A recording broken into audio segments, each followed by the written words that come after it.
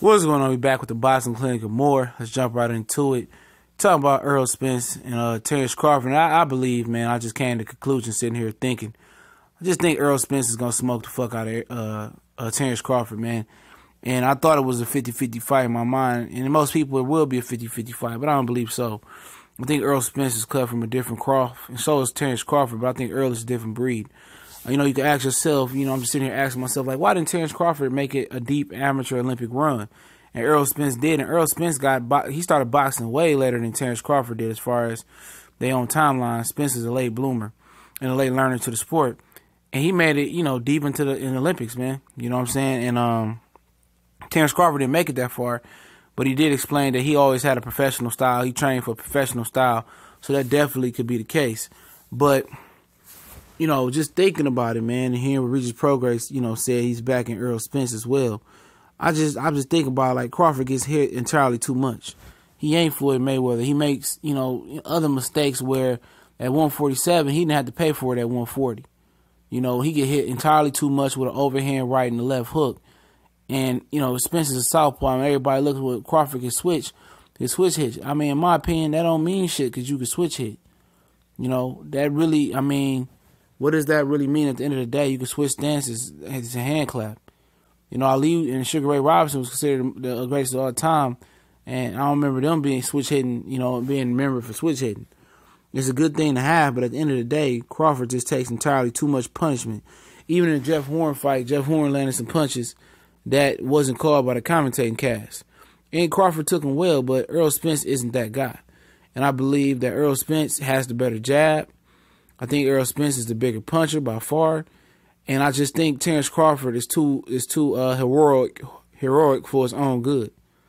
You know, he's tit for tat. He ain't the safety fighter that Floyd is. And I was listening to Black Fight Fans say it earlier and been on my mental all day. He ain't that guy. You know, Crawford is a guy that takes chances, and you know he wants to get back at you. He wants a bloodbath, man. He wants a war. And I think a war with a guy, you know, naturally as big and strong as Errol Spence is a problem. And people in the same breath will say, well, Earl is a weight bully. There's no such thing as a weight bully. You're the ultimate casual if you're using that term. Fuck, did you ever hear Angelo Dundee say somebody was a fucking weight bully? Did you hear Customato say somebody was a weight bully? That's the ultimate cop-out. Ain't shit no weight bully. If it's a weight bully, Crawford was 177 pounds at 140 pounds, man. Mikey Garcia was 170 pounds about to make 135 or 140. That's 30 pounds extra over that limit. So, I mean, at the end of the day, it's just a term to take away from somebody's accomplishments, man. If you can make the weight, there's no debate. And in my opinion, Errol Spence has the better jab. He has the better amateur pedigree. And at the end of the day, you know, he gonna fuck Terence Crawford up. You know? No, I ain't gonna miss no words. That body work, that jab, and him cutting off the ring and making Crawford a stationary target. Now, if you tell me Crawford's going to be able to move and Spence can't cut the ring off on him, then you might can change my mind. But I don't see that. I don't see that happening. This ain't Postal, and this ain't none of them crumb snatchers that he been fighting before this. This ain't Gamboa. This ain't Felix Diaz. Ain't John Molina. And people say, well, Errol Spence ain't fought nobody. Well, come on and see, man. Make this fight happen next. And I guarantee you that Errol Spence is gonna slice and dice this dude up, man. He gonna fuck around and stop Crawford, man. I think it's gonna be before 8 rounds, man. He gonna knock this dude's apple off, man, off his head. He gonna knock him apple off his head, man. Watch what I say. This dude is a different breed, and people is already hating on him for no reason. Oh, he ain't did that. He beat Kell Brook. What else you want from him? Kell Brook is a better fighter than a lot of the guys that Terence Crawford faced, but it don't matter. The moment of truth is right here. You know, y'all can say Bud Crawford, he boxes, he moves well. It don't matter. When you got a guy that cut the ring down, and you got a guy that's as physically as strong as Errol Spence, you got a guy, you know, who got that jab, who got that power, you know, and Errol Spence brings more to the table than what people know, man.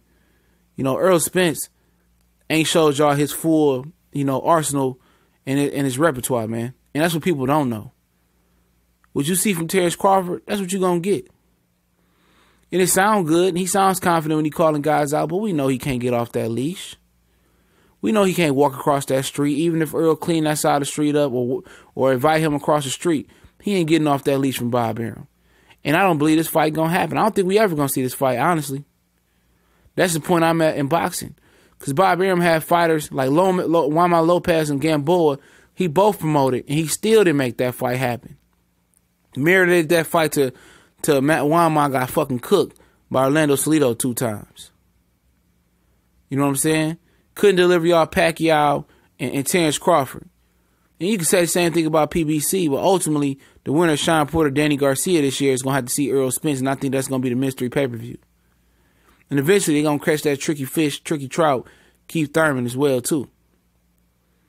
But at the end of the day, they know what's going to happen to Terence Crawford, man. They can say, oh, he don't run, he don't hide for nothing. Guess what? His reality and future is the same thing as Anthony Johnson, Anthony Ass Juice Joshua. He gonna get his ass whooped just like Anthony Joshua will by Deontay the Bronze Bomber Wilder. That's just reality. And if they felt that this dude can dominate Errol Spence, I trust to believe they'd make that fight. And real fighters know. I mean, you can have Timothy Bradley with Pom Pom saying this and that. You know, you can have Teddy Atlas saying this and that. You have all them different guys on that side saying this and that. But the real trio guys know what's gonna happen. Bud Crawford, they gonna have a burial spot for that motherfucker in Nebraska, man. Real shit. They gonna have, and he ain't gonna be the same fighter after he get wrecked, dog. He ain't gonna be the same fighter. He ain't gonna bounce back like Pacquiao. You know what I'm saying? That he better have his pension and 401k ready, man. Cause Errol Spence is gonna fuck him up, man. I just came to that conclusion. You know, at the end of the day, I like Crawford. Really do. Really do want to see these guys fight each other and make hundreds and hundreds of millions of dollars. But that ain't the reality. That ain't the reality of their situation. They not $100, $10 million fighters. It's a $3 million, $3 million, $5 million, $5 million fight with incentive maybe for the winner. But that's my opinion on that. A lot of people won't believe me, but I just want to put that out there, man, right now. Y'all know what it is. TBC and where we going.